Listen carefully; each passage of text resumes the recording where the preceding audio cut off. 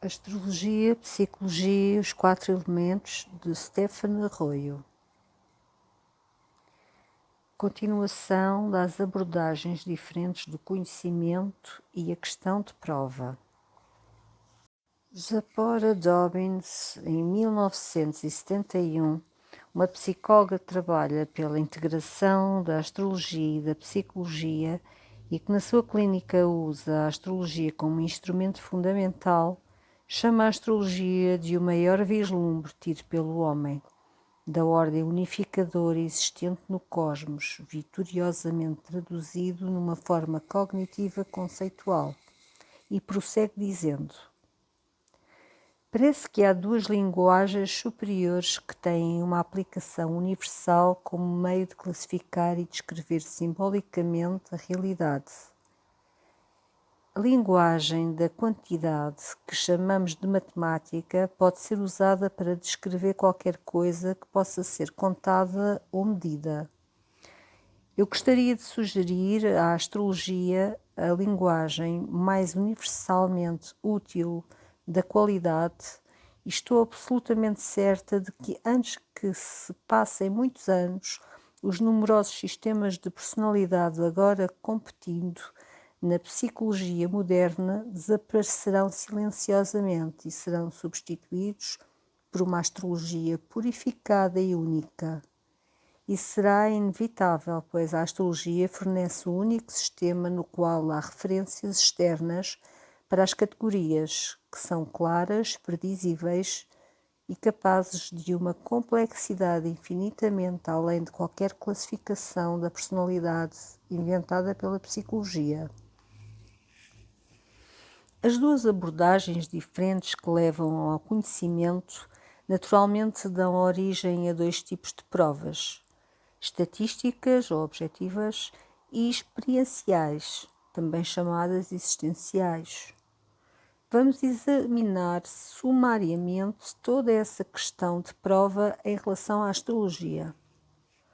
Provas da astrologia, porquê e como.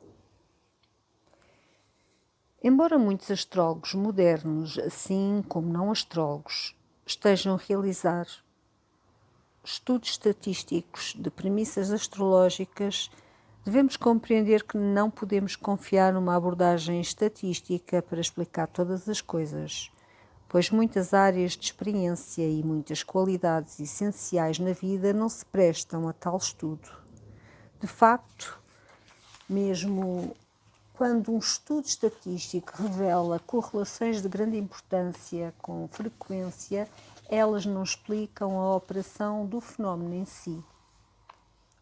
Na ciência, por exemplo, há certas leis empíricas que a experimentação provou que são verdadeiras, mas para as quais nenhuma explicação racional foi arranjada até agora. Na astronomia, o melhor exemplo de tais leis é conhecido como Lei de Bode. Esta se relaciona com as distâncias que separam os planetas do Sol. Se escrevermos uma série de números 0, 3, 6, 12, 24, 48, 96 e depois somarmos 4 a cada termo, obteremos 4, 7, 10, 16, 28, 52, 100. A lei de Bode declara que as distâncias dos planetas são proporcionais a estes números, isto é, se tornarmos a distância de Mercúrio ao Sol como sendo de 4 unidades, a de Vênus ao Sol de 7 e a da Terra de 10 unidades, de Marte de 16 e Júpiter de 52 e a de Saturno de 100. Originalmente, o número 28 não tinha qualquer referência conhecida, até que foram descobertos os asteroides. Estendendo esta lei para além de 100, os astrónomos predisseram a existência de Urano, Netuno e Plutão. A aparição destes planetas transsaturninos na hora e lugar matematicamente indicados constitui um dos mais emocionantes capítulos na história das descobertas científicas. E esta conquista é devida, em grande parte, à percepção intuitiva de Bode. para o qual até hoje não foi oferecida qualquer base analítica. Portanto, devemos ser cautelosos quando usarmos métodos estatísticos, para que as esperanças que depositamos numa tal abordagem não fujam da sua área de utilidade. A limitação fundamental do método estatístico é que, embora ele seja útil nos casos de generalizações, grupos e quantidades, quase sempre é bem irrelevante quando se trata de indivíduos e de qualidade, que são os pontos focais da psicologia e da astrologia centradas na pessoa. Conforme escreve o psicólogo Rollo May, em 1969, se você toma indivíduos como unidades num grupo com o objetivo de uma predição estatística, certamente um uso legítimo da ciência psicológica, você está exatamente definindo fora de tudo características que fazem deste indivíduo uma pessoa vivente. Ou quando você o toma como um composto de impulsos e forças deterministas, você definiu tudo para os estudos, exceto aquela pessoa para quem as experiências acontecem. Definiu tudo, exceto a pessoa real. A astrologia não tem paralelo porque inclui tanto o aspecto de unidade e engenho, quanto o de pormenores, precisão e ciência. Mas conforme escreve Dan Rudyard em 1964, a ênfase está na arte de interpretar os fluxos e refluxos cíclicos das energias e das atividades básicas da vida, de modo que a existência de uma pessoa seja vista como um processo de mudança ordenado, um processo que tem propósito e significação essenciais. Rudyard, em 1968, prossegue dizendo que na astrologia as medições são simbólicas e têm de ser traduzidas em qualidades humanas. Você não pode medir quantitativamente o amor, a reação à beleza, o caráter de uma pessoa, não a menos que faça dessa pessoa uma máquina tal qual um computador. E é isso que a ciência nos nossos dias está tentando fazer com os seres humanos. Segundo estas palavras de Rudyard, a astrologia lida essencialmente com a qualidade de ser e é justamente aquele tipo de linguagem qualitativa que transcende a esfera da ação dos estudos estatísticos. O psicólogo Jung também escreveu sobre as limitações do ponto de vista estatístico no seu livro The Undiscovered Self. Ele, em 1958, diz: o método estatístico mostra os factos na luz da média ideal, mas não nos dá uma imagem da sua realidade empírica.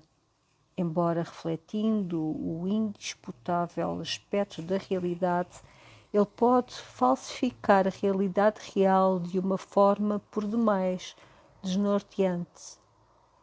Isso explica especialmente as teorias que se baseiam em estatísticas. O que caracteriza os factos reais é a individualidade deles.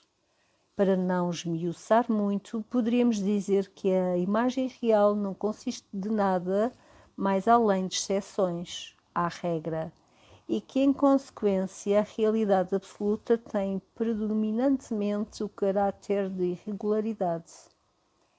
De modo geral, a educação científica é baseada em verdades estatísticas e em conhecimentos abstratos, e por isso transmite uma imagem racional e real do mundo, na qual o indivíduo, na qualidade de um fenómeno meramente marginal, não desempenha qualquer papel.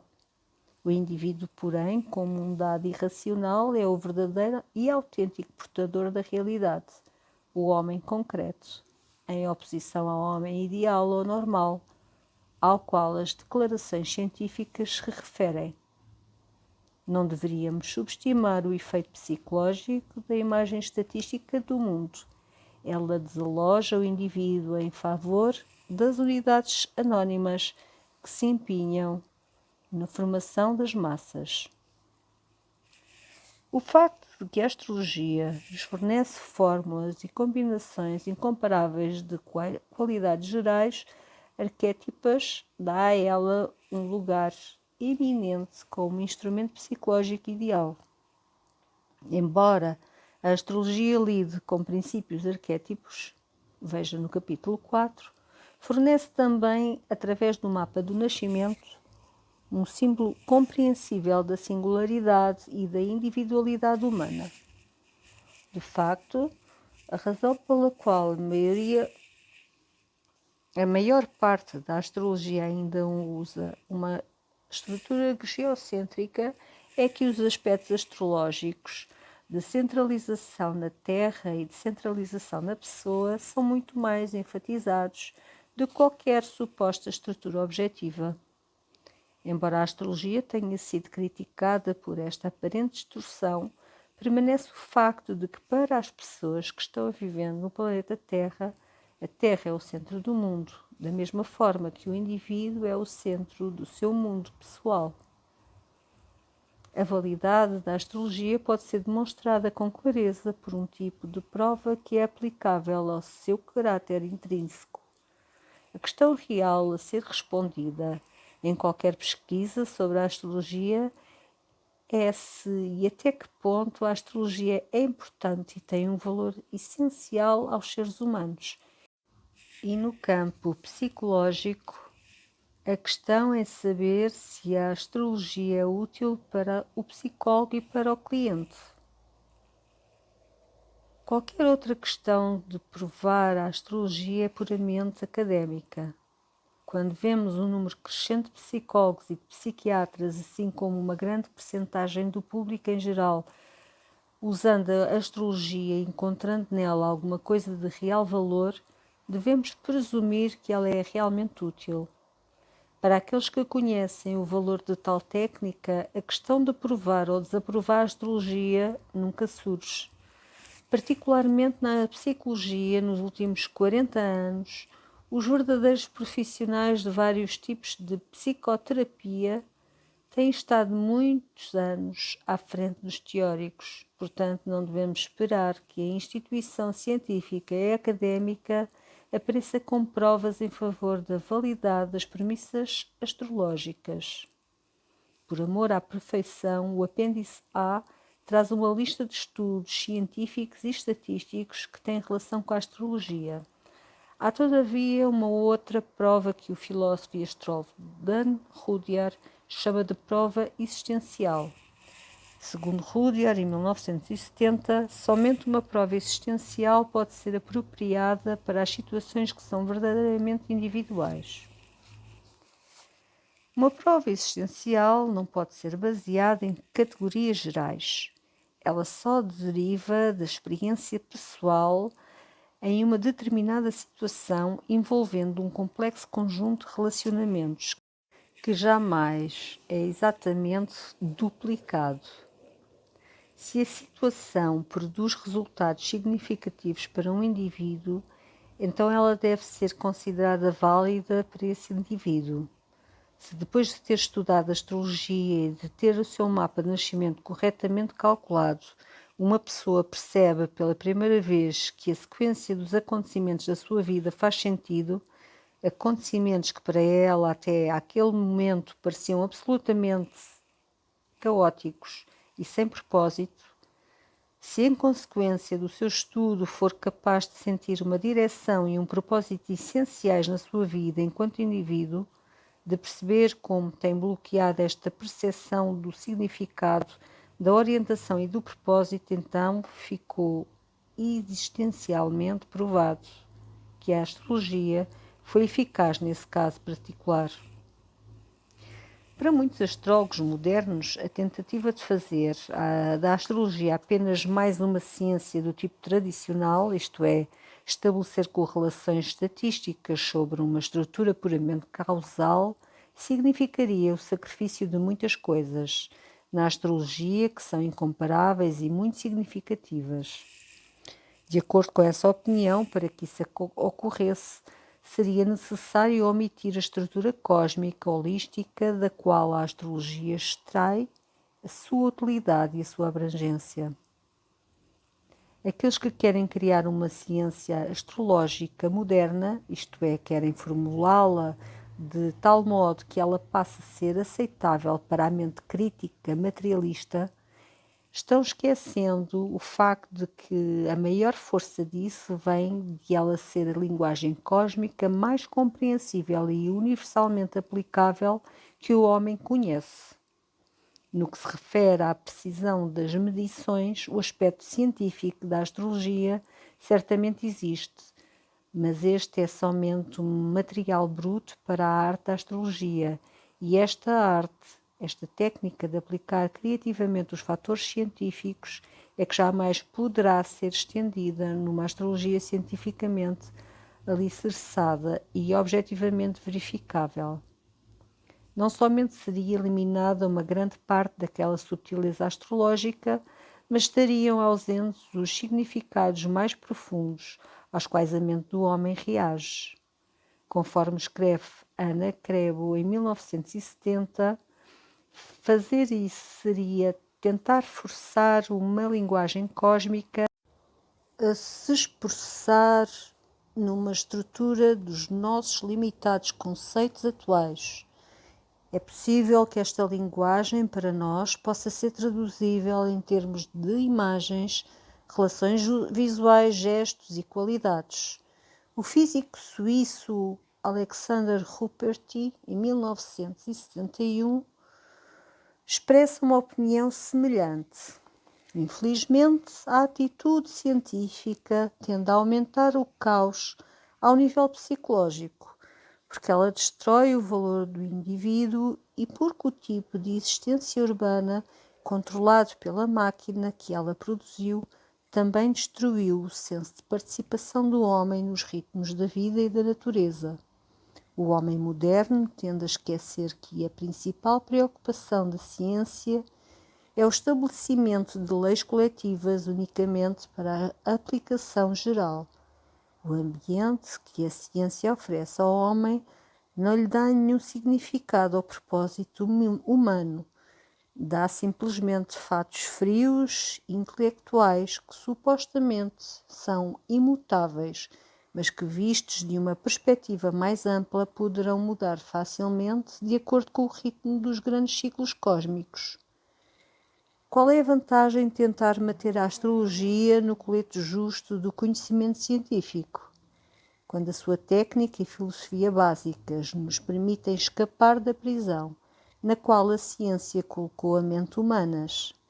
Para nós não seria bem mais proveitoso construir uma astrologia sobre as suas próprias bases e, desse modo, apresentá-la como um recurso para completar a ênfase científica e reorientar a consciência e pensamento da nossa civilização moderna, que perdeu o contacto com as suas raízes vitais nos ritmos criativos da vida. A ciência dá-nos conhecimento, nada mais. Nada tem para dizer a respeito do porquê do universo e tudo o que se refere à compreensão e à significação dos valores e metas do ser humano está fora da sua esfera de ação. A dádiva que a astrologia oferece à humanidade é a sua aptidão para solucionar e explicar aquilo que a ciência não pode e não tenta explicar. Precisamos de mais visão, mais imaginação construtiva se pretendermos nos livrar da nossa atual escravidão a detalhes analíticos e matemáticos, a métodos estatísticos. O todo é sempre maior do que a soma das partes e nenhuma coleção, embora completa de dados isolados referentes às características e ao comportamento exterior de uma pessoa, a revelará como um ser humano vivente que tem na vida um objetivo exclusivamente seu. Antes de podermos avaliar mais profundamente o papel da astrologia numa psicologia recentemente formulada, devemos examinar os fatores universais e arquétipos que sustentam a totalidade da vida e influenciam todos os esforços para compreender a experiência.